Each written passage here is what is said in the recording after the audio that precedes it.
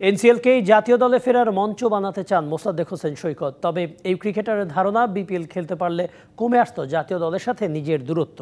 মুমিনুল হকের মতোই মোসাদ্দেক সৈকতও দল পাননি বিপিএলের 11তম মৌসুমের জন্য।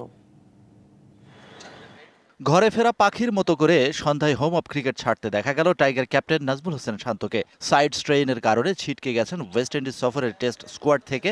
আপাতত রিহাবে এই টাইগার।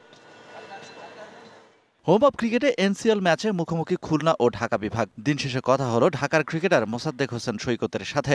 2022 টি-20 বিশ্বকাপের পর জাতীয় দলের বাইরে সৈকত, তাই টাইগার স্কোয়াডের সাথে এই ক্রিকেটারের দূরত্ব বেড়ে দাঁড়িয়েছে কতটা, সেই প্রশ্নের উত্তরে বললেন, ডিস্টেন্স তো এখন অবশ্যই আছে। দেখেন যে প্ল্যাটফর্মগুলো আপনি যদি দেখেন যে লাস্ট আমাদের এখানে 3টা প্ল্যাটফর্ম আছে, BPL, Dhaka premier league, NCL cricket.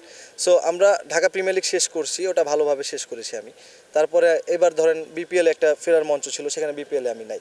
So এখন তো একটু মনে হচ্ছে একটু দূরে আছি। এরপরে যে অপরচুনিটিসগুলো আসবে সেগুলো গ্র্যাব করার চেষ্টা করব। ভালো খেললে হয়তো আবার একটা অপরচুনিটি আসতে পারে। All time Roma. Taste it, love it. যে ক্রিকেটারটা ছিলেন অস্ট্রেলিয়া টি-20 বিশ্বকাপে টাইগারদের নির্ভরযোগ্য ব্যাটার, সেই সৈকত দল পাননি দেশের একমাত্র ফ্র্যাঞ্চাইজি লিগ বিপিএলে। আপাতত এনসিএলই তার ভরসা লাইমলাইটে আসার। চেষ্টা করতেছি যে ডিপার্টমেন্টে করি, বোলিং, ফিল্ডিং বা ব্যাটিং, সব জায়গাতে ভালো খেলার চেষ্টা করতেছি। এটা হলো মেন। ভালো খেললে আলটিমেটলি তখন এক্সপেকটেশনগুলো বাড়তে থাকে এবং অপরচুনিটিসগুলো আসতে থাকে। তো আগে ভালো খেলি, তারপরে হয়তো বা চিন্তা করবো অপরচুনিটিসের। ইনজুরির কারণে বেশ কিছুদিন ছিলেন মাঠের বাইরে। এনসিএলের এই আসরেও খেলছেন নিজের 3য় ম্যাচ।